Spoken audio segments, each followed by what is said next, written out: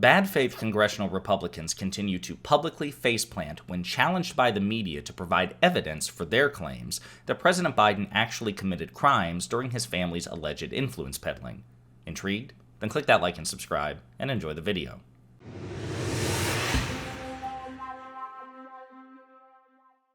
Alright folks, I'm not happy about it, but we got to do another video about congressional Republicans and their bad faith mishandling of the third or fourth investigation at the federal level into Hunter Biden, the Biden family, with their ultimate target, of course, being President Biden himself. And there are many reasons why we got to cover this. The first and foremost being that Republicans just won't let this go, even as they continue to publicly step on rakes, like that one Simpsons clip. I think it was maybe Sideshow Bob or somebody like that, just constantly faceplanting, walking around one rake after another. That's what they do on this topic. And you would think they would learn their lesson, but I don't know. They're not doing it. And then, of course, because they're publicly faceplanting, I do feel some schadenfreude that we got to cover it. But also, the third reason is it's instructive. It's very instructive about the animus that drives the Republican Party's leadership and has even infected their so-called moderate members. For example, Nancy Mace here, the Republican Congresswoman from South Carolina. Now, she is widely regarded by certain centrist media, including CNN, Bill Maher, and others, people who are either centrist or moderate-leaning lefties, as a reasonable, moderate Republican. And if you don't scrutinize like her media appearances and her public statements comprehensively, if you just cherry-pick certain ones, like her appearances on Real Time with Bill Maher, for example, and certain CNN interviews, Nancy Mace does come off like a reasonable, moderate Republican, certainly compared to somebody like Matt Gaetz or Lauren Boebert or Ted Cruz or whatever. She's charming, she's smart, she's willing to, at least publicly, criticize members of her party in tepid terms, to be sure. She's willing to crack jokes. She did an event a couple of months ago with Maxwell Frost, who is a freshman Democratic congressman, proud progressive, staunch progressive. They each gave speeches, I think. I know she did. And she was funny. She joked about her own party. She obviously cracked jokes about Democrats. But she did. She had this veneer of affability. But then, if you actually look at what she does, so like, for example, she pitches herself as being moderate on pro-choice issues or on reproductive rights. But then when push comes to shove, even though she publicly criticizes her party's hardline stance on abortion, she'll vote with them every damn time. Right?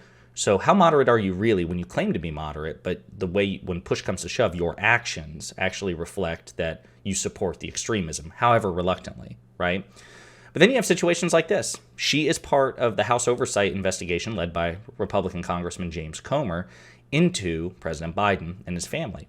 And this is a textbook example of where the so-called reasonable, moderate Republican will just toe the party line.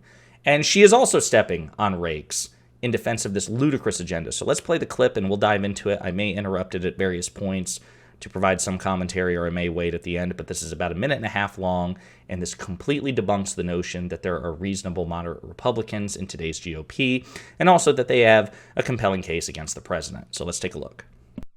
So it's just important that that we look at it from every angle, and we show the American people what's truthful and what's not.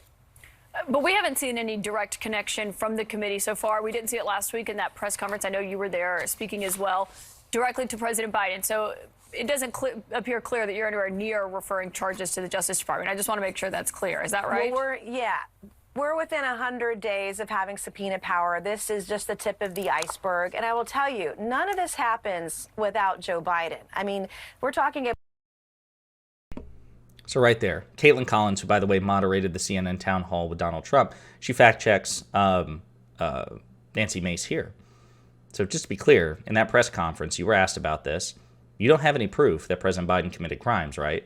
Yeah, but none of this could have happened without Joe Biden, right? So she's appealing to incredulity, right? She's just saying, listen, I just can't believe that Joe Biden didn't do something illegal or unethical here. That's not evidence.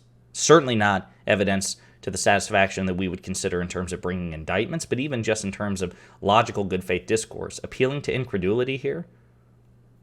What the hell? Like that's so baseless, it's so insubstantial. But anyway, let's continue.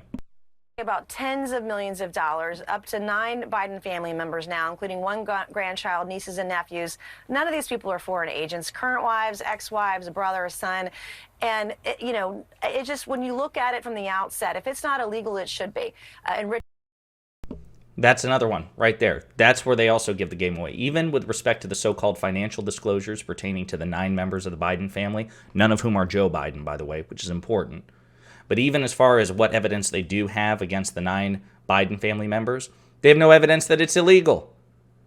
They are inferring that illegal conduct occurred, but they can't point to a single policy or like a single corrupt transaction, right? Basically what they have is that members of the Biden family allegedly receive payments from interests and parties and people in like Romania and China. Well, that's not inherently illegal. That's not even inherently corrupt. You have to make the case for it. They don't have the case for it. And that's why she says, if it's not illegal, it should be.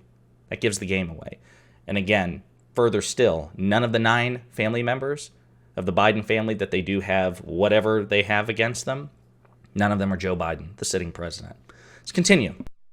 Enriching themselves, looking at the revolving door in the White House with meetings with Hunter Biden's business associates and colleagues and those sorts of things. Even the Daily Beast came out a couple of days ago saying this should be investigated and follow the facts wherever they lead us, which is what we need to do with an unbiased hand. And I call the balls and strikes, Caitlin, as you know, on both sides of the aisle, and this is real. But is there any evidence that President Biden had any knowledge of this that your committee has so far? Note that hesitation. Do you see that? Just again, do you have any evidence that President Biden had any knowledge of this or committed any crimes? Let's continue. Well, he denied that there was any communist China money coming into these shell companies, and that was untruthful. That was a lie. He said that during the 2020 election.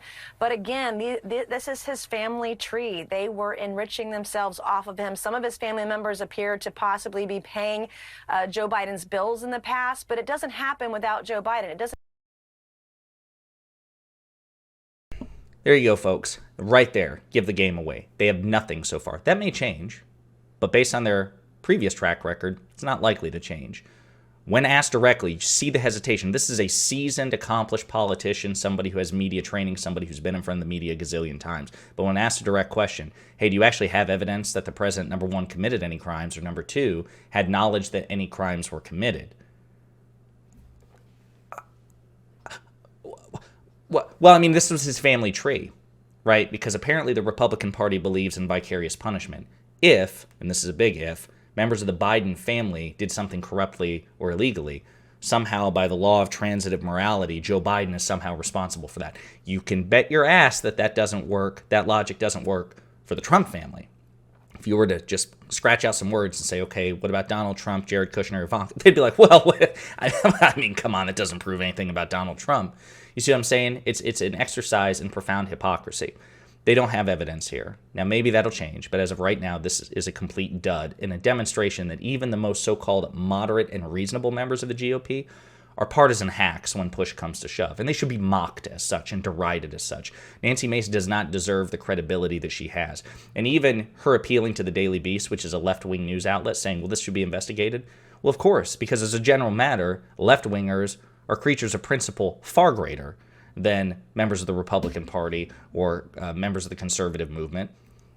As I've said repeatedly, if Hunter Biden committed crimes, members of the Biden family committed crimes, if President Biden committed crimes, it should be investigated, charges should be brought, and if evidence is persuasive, there should be punishment. Because we're not part of a cult. We don't care. We really don't care, but you need to be honest about it. Whereas these people, when Jared Kushner, the president's son-in-law, who was a member of the federal government, was a member of the Trump White House, inked a $2 billion real estate deal with Saudi Arabia and the United Arab Emirates the day after the Trump administration ended. Nancy Mace doesn't care. James Comer doesn't care. Republicans don't care. That's a $2 billion, orders of magnitude than anything that's being alleged about the Biden family, which is millions of dollars. Billions. So this is orders of magnitude worse. Unlike the members of the Biden family that they're talking about, Jared Kushner was a member of the federal government, so he deserves more scrutiny than 9 civilians, number 2. Number 3, he was the point man for the Trump administration to Saudi Arabia and the UAE, so there's a direct connection there. We have ample reason to at least believe there's a predicate to an investigation that he may have leveraged his official government relationship with these two countries to enrich himself the day after he left office.